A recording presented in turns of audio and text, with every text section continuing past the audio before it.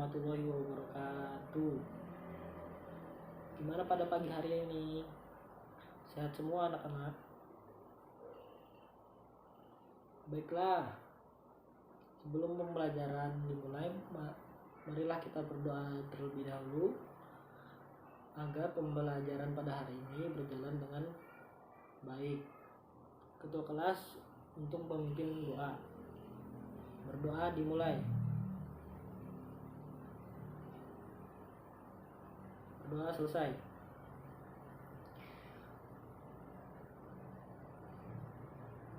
Ya, langsung saja Bapak akan mengabsen terlebih dahulu. Pada pagi hari ini kita akan belajar tentang ketentuan sholat.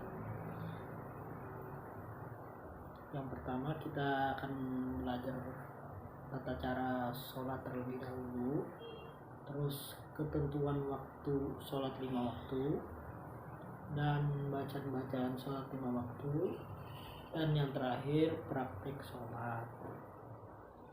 Adapun tata caranya bisa dilihat pada halaman 19 di buku kalian ya. Baiklah, Bapak akan menjelaskan sedikit tentang sholat 5 waktu. Sholat secara istilah adalah ibadah yang terdiri dari perkataan dan perbuatan. Sholat ini adalah salah satu ibadah yang perkataannya ada dan perbuatannya juga ada. Perkataan itu bisa berupa bacaan-bacaan dalam sholat. Kalau perbuatan itu gerakannya. Jadi sholat wajib juga disebut dengan sholat fardu atau sholat maktubah, yang berarti sholat yang harus dikerjakan orang Islam yang telah memenuhi syarat. Syarat, kalau sudah memenuhi syarat, wajib itu sholat bagi orang muslim. Sholat wajib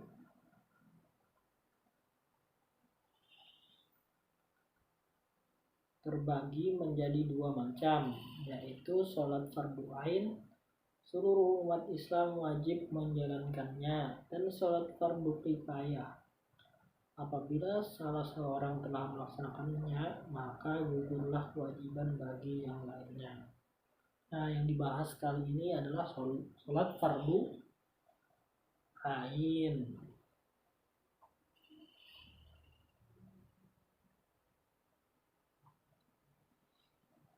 Kemudian materi tentang syarat sholat. Adapun syarat sholat itu terdiri 2 jenis, yaitu syarat sah sholat dan syarat sah wajib sholat. Syarat sah sholat yang pertama, suci badan dari hadas besar dan hadas kecil. Kalau masih ada hadas kecil, hadas besar, jangan sholat. Yang kedua, suci badan, berpakaian dan tempat dari najis. Jadi masuk nomor 2 ini, badannya suci dari najis, pakaian suci dari najis, tempatnya juga suci dari najis. Kenapa begitu? Karena yang sholat itu kan menghadap pada yang Maha Pencipta, yaitu Allah Subhanahu wa Ta'ala. Terus syarat yang ketiga, menutup aurat. Aurat laki-laki di sini antara pusar perut sampai lutut. Sedangkan aurat perempuan adalah seluruh anggota badan kecuali telapak tangan dan wajahnya. Kalau sholat ditutup itu yang aurat. Itu syaratnya. Syarat yang keempat, telah masuk sholat. Sholat tidak wajib dijalankan terkecuali apabila sudah masuk waktunya, dan tidak sah hukumnya apabila sholat yang dilaksanakan sebelum masuk waktunya. Jadi belum azan zuhur nih, kita sudah sholat zuhur, maka sholat zuhur kita tidak sah. Jadi sholatlah apabila telah masuk waktu sholat. Yang syarat kelima, menghadap ke kiblat. Jika berada dalam masjid Haram Mekah, maka harus menghadap langsung. Dan jika jauh dari Baitul Haram, maka cukup menghadap ke arahnya. Yang syarat wajib sholat, yang pertama Islam, yang kedua balik, yang ketiga berakal, yang keempat suci, yang kelima telah sampai dakwah kepadanya, yang keenam terjaga tidak tidur.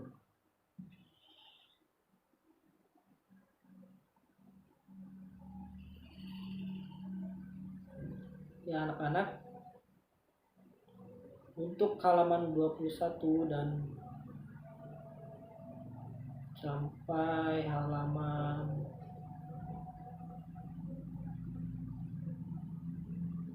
26 tolong dibaca ya. Bapak kasih waktu 20 menit. Nanti Bapak akan mengasih pertanyaan-pertanyaan tentang yang dibaca anak-anak. Oke, waktu dimulai dari sekarang. Baiklah, waktu membaca telah habis. Sekarang Bapak akan mengasih pertanyaan-pertanyaan kepada anak-anak. Untuk pertanyaan pertama, Saudara Agus, sebutkan syarat wajib sholat.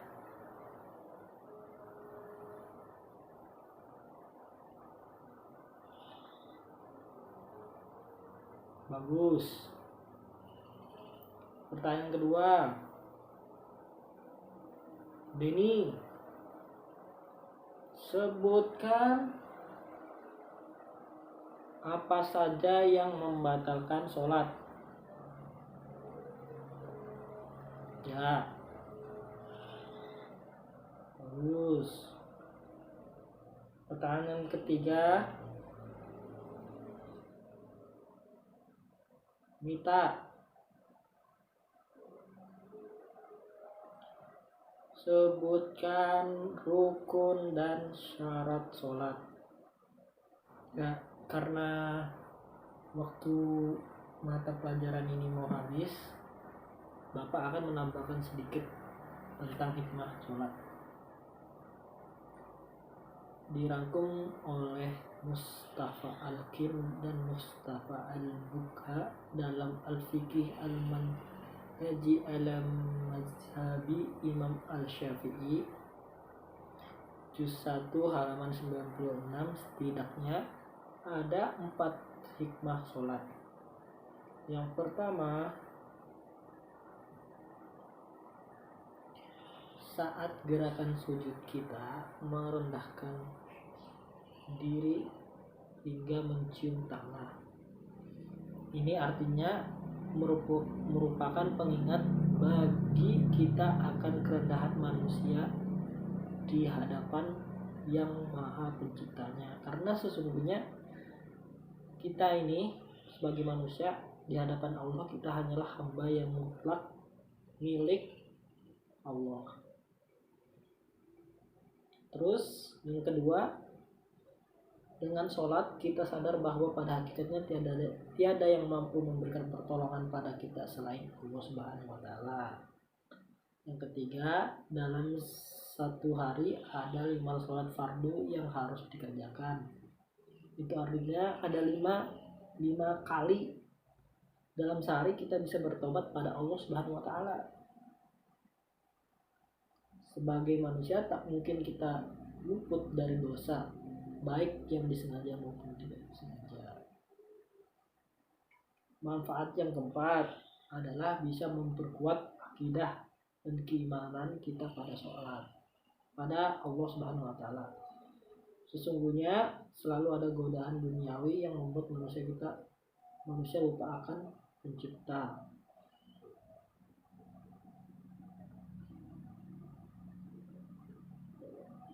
Nah, 4 itu tadi hikmahnya. Lantas bagaimana hukumnya menunaikan sholat di akhir waktu? Waktu sholat itu kan disediakan dari awal hingga akhir. Selama belum tiba waktu sholat yang lain, maka pintu sholat masih terbuka.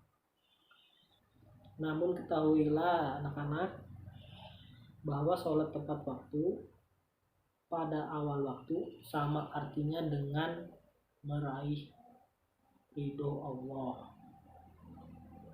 Sementara sholat yang di akhir waktu itu hanya mengharap ampunan darinya, karena sholatnya diulur-ulur. Ini ada sebagai dalam An-Nashi Al-Diniyah wal Wasaya Al-Imaniyah, yang artinya dan salah satu usaha menjaga sholat adalah bersegera mendirikan pada awal waktu. Sungguh disitulah terdapat fadilah yang agung dan sekaligus juga merupakan bukti kecintaan seorang kepada Allah Subhanahu wa taala dan kecintaannya atas hal-hal yang diridhoinya. Ya, waktu mata pelajaran sudah habis. Sekian dari Bapak. Wassalamualaikum warahmatullahi wabarakatuh.